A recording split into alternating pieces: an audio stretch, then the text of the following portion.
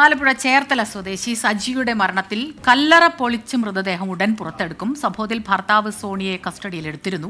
പിതാവിന്റെ മർദ്ദനത്തെ തുടർന്നാണ് അമ്മ സജി മരിച്ചതെന്ന് മകൾ മൊഴി നൽകിയിരുന്നു.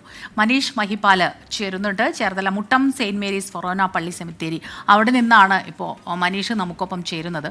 മനീഷ്, അവിടെ നിന്നുള്ള വിവരങ്ങൾ പറയണം. അതോടൊപ്പം തന്നെ ഇത് കേൾക്കുമ്പോൾ തന്നെ നമുക്ക് വല്ലാതെ ഞെട്ടലുണ്ടാക്കുന്നു ഈ വാർത്ത.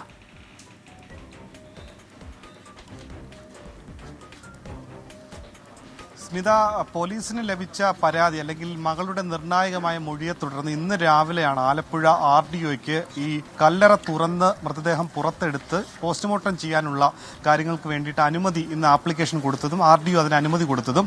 നിലവിൽ ഇപ്പോൾ ഈ കല്ലറ തുറന്ന് മൃതദേഹം പുറത്തെടുത്ത് ഇവിടെ വെച്ച് തന്നെ RDOയുടെ നേതൃത്വത്തിൽ ഒരു ഇൻക്വസ്റ്റ് നടപടികൾ പൂർത്തിയാക്കി പിന്നീട് വണ്ടാനം മെഡിക്കൽ കോളേജിൽ എത്തിച്ചായിരിക്കും പോസ്റ്റ്മോർട്ടം നടപടികൾ നടത്തുക.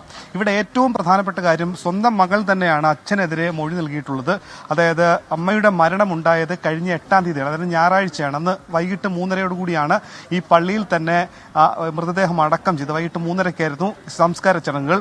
ഒരു മാസം മുൻപാണ് അപകടത്തിൽപ്പെട്ട് അമ്മയ്ക്ക്, അതായത് ഈ സജിക്ക് പരിക്കേൽക്കുന്നത്. വീട്ടിൽ തന്നെ വീടിന്റെ മുകളിലത്തെ നിലയിൽ നിന്ന് വീണ് പരിക്കേറ്റു എന്ന നിലയിലായിരുന്നു ആദ്യം ചേർത്തലയിലെ സ്വകാര്യ ആശുപത്രിയിൽ എത്തിച്ചത്. വീട്ടിൽ അയൽക്കാരൊക്കെ തന്നെ കാണുന്ന സമയത്ത് വീടിനുള്ളിൽ രക്തം തളം കെട്ടി കിടക്കുന്ന ഒരു നിലയിൽ പരിക്കേറ്റ് ഗുരുതരാവസ്ഥയിലായിരുന്നു അന്ന് സജി ഉണ്ടായിരുന്നത്. ഭർത്താവ് വീട്ടുകാരെല്ലാം കൂടെ ചേർന്നായിരുന്നു ആദ്യം സ്വകാര്യ ആശുപത്രിയിൽ എത്തിച്ചു, പിന്നീട് വണ്ടാനം മെഡിക്കൽ കോളേജിൽ എത്തിച്ചു, ശസ്ത്രക്രിയ നടത്തി. പക്ഷെ ഒരു മാസത്തോളം കാലമായി കോമ സ്റ്റേജിലായിരുന്നു സജി ഉണ്ടായിരുന്നത്. അപ്പോഴും മകൾ ഈ വീട്ടിലുണ്ടായിരുന്നു. പക്ഷേ ആ സമയത്തൊന്നും മകൾ ഇത്തരം വിവരങ്ങൾ പുറത്തുവിട്ടില്ല.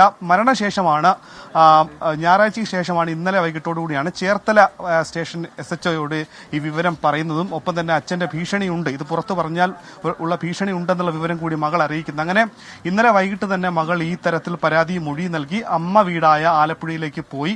അതിനുശേഷമാണ് പോലീസ് പരിശോധിച്ച് ഒരു സാധാരണ മരണമെന്ന ഒരു വാർത്ത, അത് പിന്നീട് അസ്വാഭാവിക മരണത്തിനാണ് നിലവിൽ ചേർത്തല പോലീസ് നിലവിൽ കേസെടുത്തിട്ടുള്ളത്.